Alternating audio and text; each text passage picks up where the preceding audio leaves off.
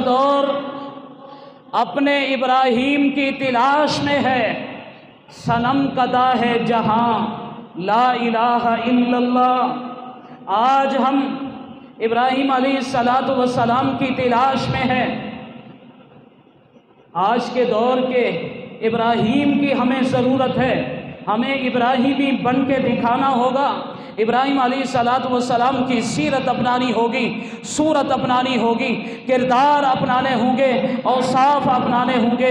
ابراہیم علیہ السلام کے طریقوں پر چلنا ہوگا، ابراہیم علیہ السلام کے رویوں کو اپنانا ہوگا، ابراہیم علیہ السلام کے کریکٹر کو اپنانا ہوگا۔ اور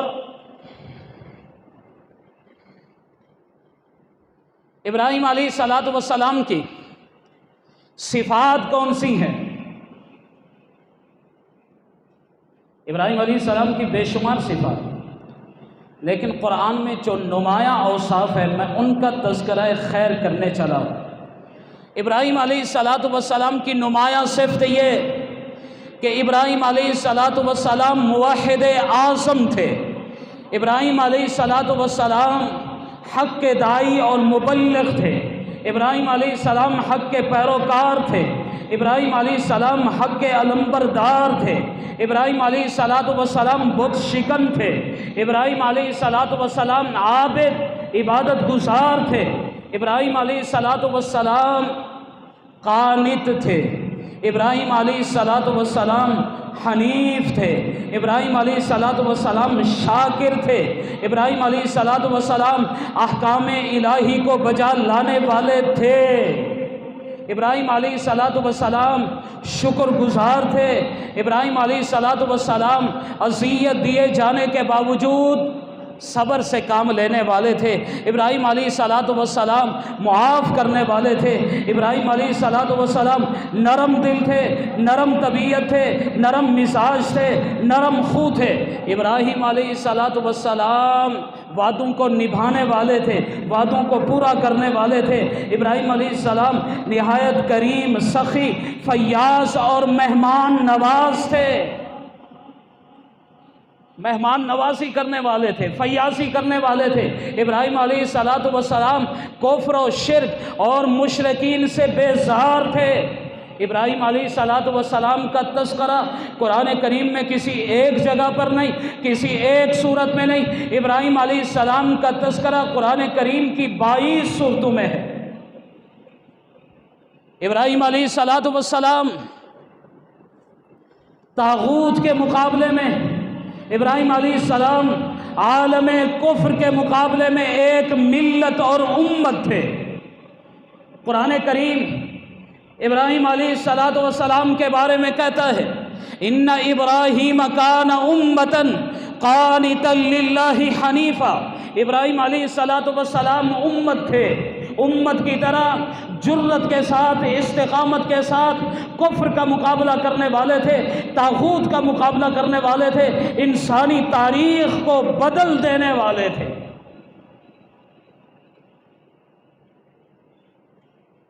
انسانیت کا رخ بدل دینے والے تھے۔ ان ابراہیم کان امہ، ابراہیم علیہ السلام امت تھے۔ اس کا مطلب کیا ہے؟ ابن مسعود فرماتے ہیں، ان الامۃ هو الذی یعلم الناس الخیر۔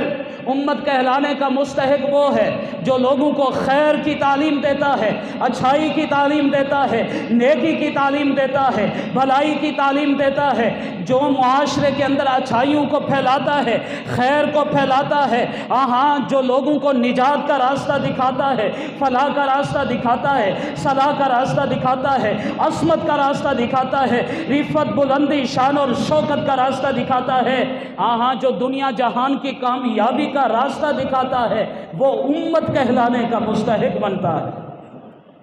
اور ابن عباس فرماتے ہیں، انہ المؤمن وحدہ فی زمانہ۔ امت کہلانے کا مستحق وہ ہے جو اپنے زمانے کے اندر توحید باری تعالیٰ پر ایمان لانے میں یکتائے روزگار ہو، جو اللہ کو ماننے والا ہو، اکیلے اللہ کو ماننے والا ہو، اس جیسا موحد کوئی نہ ہو اپنے زمانے میں، وہ امت کہلانے کا مستحق ہے۔ انہ المؤمن وحدہ فی زمانے، اور ایک تعریف یہ کی گئی ہے امت کی، انہ الامام الذی یقتدی بہ، کہ امت کہلانے کا مستحق وہ ہے جو رہبر ہو، رہنما ہو، پیشوا ہو، مقتدا ہو، جو امام ہو، جس کی رہبری میں چلا جائے، جس کی رہنمائی میں چلا جائے، جس کی اتباع کی جائے، جس کی پیروی کی جائے، جس کے نقش قدم پر چلا جائے، جس کو اپنا امام بنایا جائے، جس کو پیشوا بنایا جائے، جس کو مقتدا بنایا جائے، جو دنیا کی امامت کے درجے پر فائز ہو، جو دنیا کی قیادت کے درجے پر فائز ہو، جو دنیا جہان میں سب سے بڑا ہو۔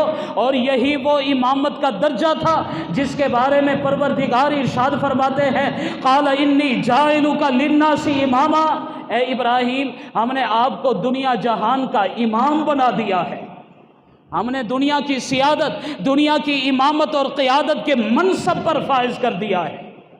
یہی وہ امامت تھی۔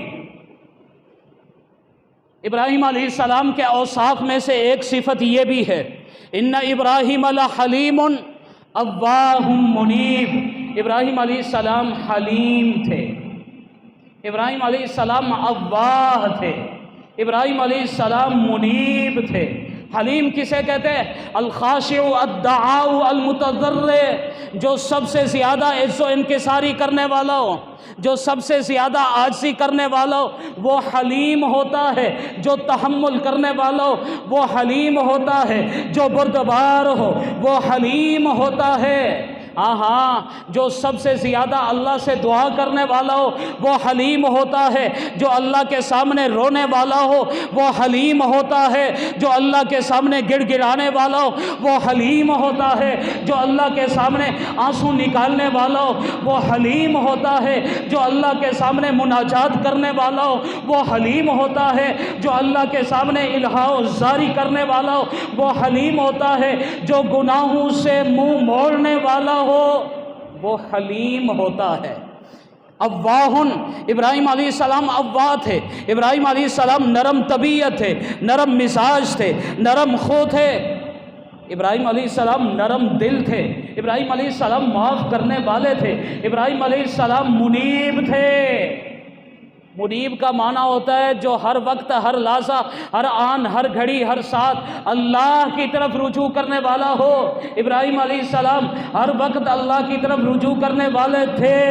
والدین مخالف ہیں، رجوع اللہ کی طرف ہے، قوم مخالف ہے، رجوع اللہ کی طرف ہے، عزیز و اقارب مخالف ہے، رجوع اللہ کی طرف ہے، سلطنت کے وزراء اور مشیران مخالف ہے، رجوع اللہ کی طرف ہے، اور علاقہ کے عمائدین، رؤساء، سردار اور نواب مخالف ہے، رجوع اللہ کی طرف ہے۔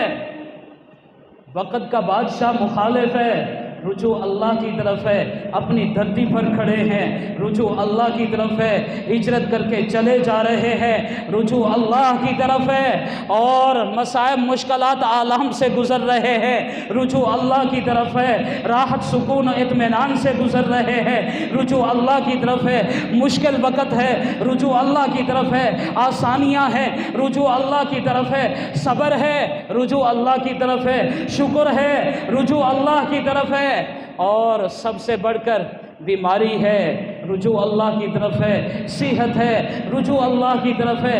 جو ہر لحظہ، ہر آن، ہر گھڑی اللہ کی طرف رجوع کرنے والا ہو اسے منیب کہتے ہیں۔